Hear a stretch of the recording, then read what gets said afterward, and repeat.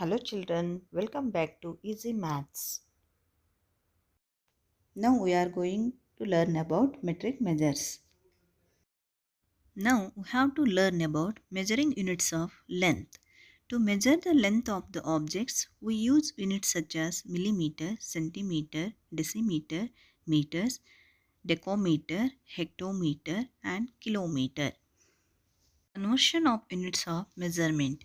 With meter as the base unit, we obtain the higher units by adding the prefixes deca means 10, hecto means 100 and kilo means 1000.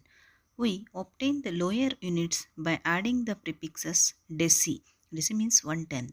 Centi means 100 and milli means 1000. Metric measures in decimal form. To obtain the higher units from meter, we divide by multiples of 10. To obtain the lower units from meter, we multiply by multiples of 10.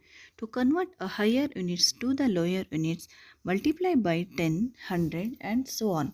For each step, which means the decimal point is shifted one place to the right.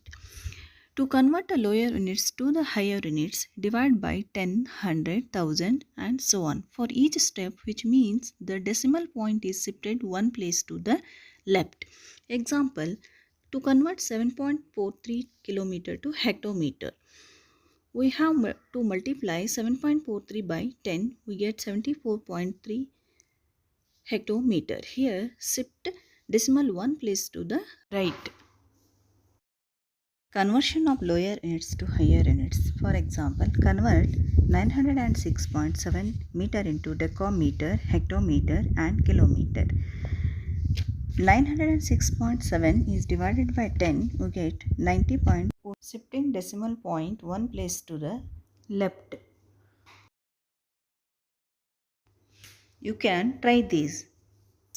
A. 1 meter equal to dash centimeter. B. 1 meter equal to dash decimeter. C. Dash millimeter equal to 1 meter.